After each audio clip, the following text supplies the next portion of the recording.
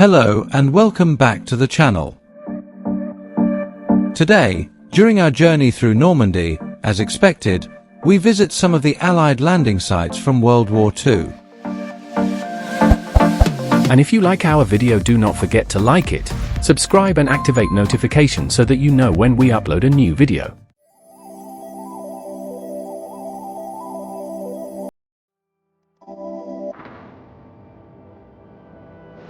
From Saint-Vaast-la-Hougue, we head south and begin our tour of some of the D-Day locations, starting with the German Batterie of Crisbecq.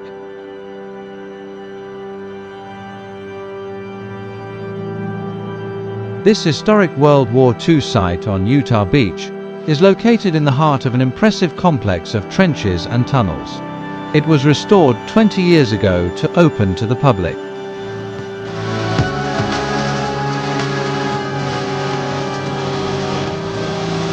Located in Sainte-Mère-Église, about 10 kilometers from Sainte-Mère-Église, which we will visit later, it was one of the most powerful fortifications of the Atlantic Wall and housed a garrison of 400 soldiers.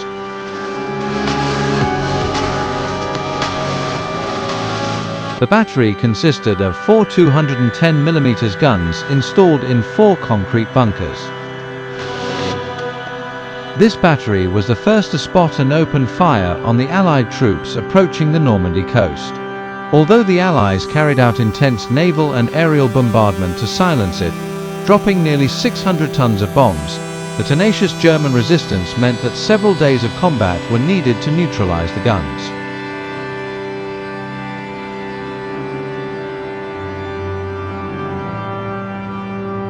At this historic site, visitors can explore 22 underground bunkers filled with period objects, connected by a network of trenches and tunnels, with areas like the kitchen, infirmary, troop dormitories, ammunition depots, and the anti-aircraft command post.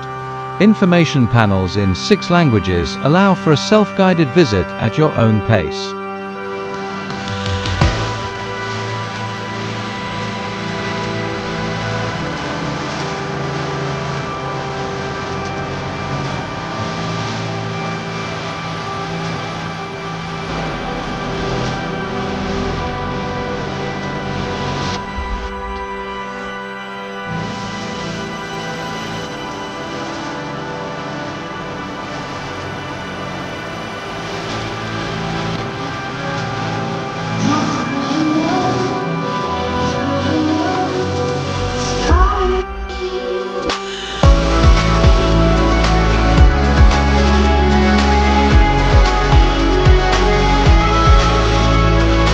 After visiting this powerful German gun battery, we head to the coast to visit Ravenoville, located on Utah Beach.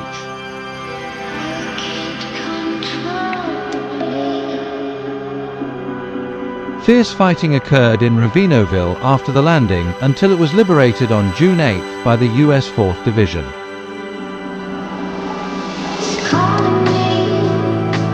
Lined up along the beach are 65 fishermen's cabins, dating back to around 1900 when Ravenoville was just a fishing village protected by a seawall. The last ones were built in the late 1960s.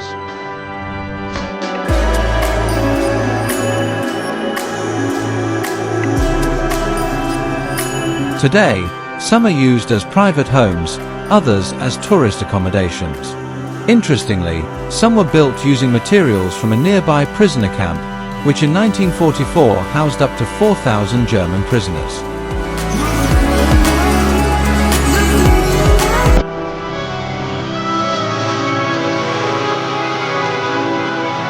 If you want to buy one of these cabins, it won't be cheap. For example, a 30 square meter cabin was sold 10 years ago for over 150,000 euros.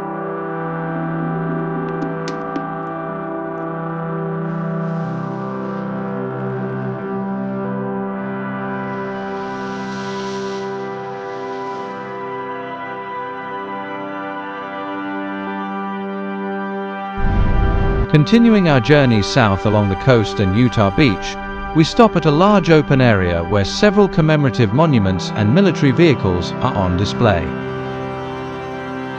Next to a monument dedicated to the US 8th Infantry Division is an M4 Sherman tank, the most widely used medium tank by the United States and its allies during World War II, with nearly 50,000 units produced.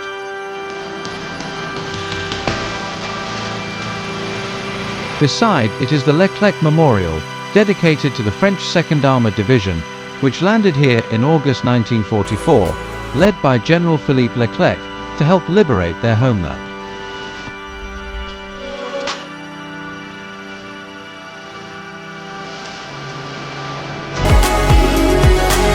Here we also find a monument dedicated to the 1st Engineer Special Brigade, which cleared obstacles on D-Day to allow vehicle landings. Approaching the beach from the open area, we find the largest bunker complex of the Atlantic Wall in the region, with more than 20 different structures still standing.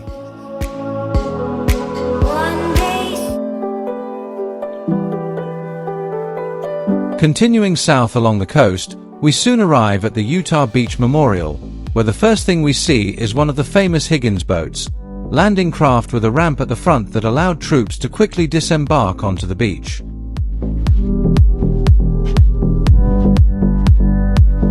These boats were used by the US Marines and Army in amphibious operations during World War II, both in Europe and the Pacific, with over 22,000 units built.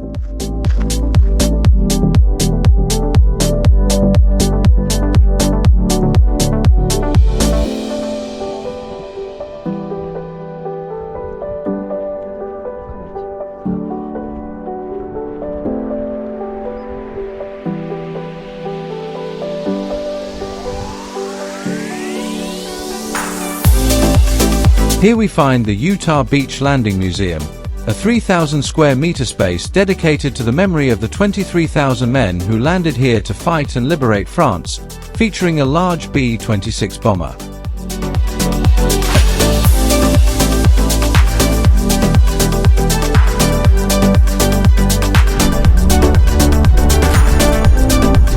We then head inland towards Sainte-Mère-Église, but first stop at the monument to Major Richard Winters, who led Easy Company of the 506th Parachute Infantry Regiment, part of the 101st Airborne Division.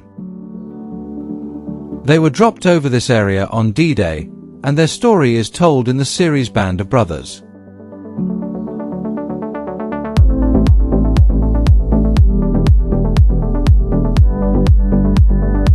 After this brief stop, we continue inland and arrive at Sainte-Mère-Église, a small town of about 3,000 inhabitants.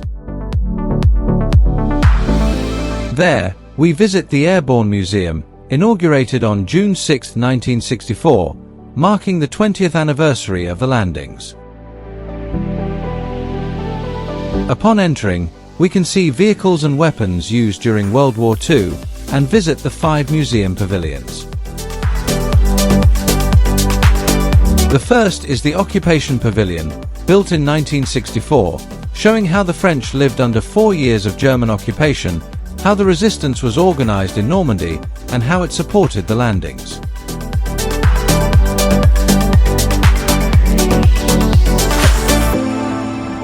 Next is the C-47 Pavilion, showcasing the aircraft widely used on D-Day to drop paratroopers over Normandy. Nearby is a large display of paratroopers, telling their story and showing their equipment and the enemies they faced.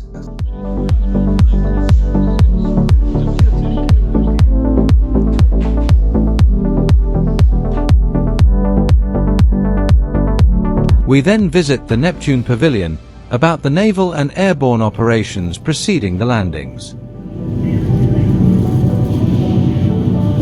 Here, a C-47 interior reproduction with light and sound effects gives an impression of the tension during the paratrooper drops.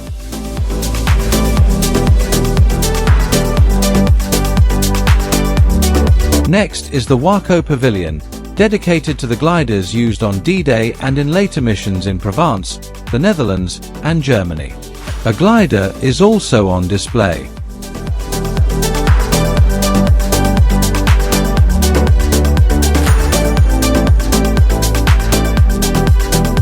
In front of the museum is the Church of Sainte-Mère-Église, with a figure representing paratrooper John Steele, who was caught on the bell tower for 2 hours, captured by the Germans, and later escaped back to Britain. A curious story from the Normandy landings, and there are still more places left to discover.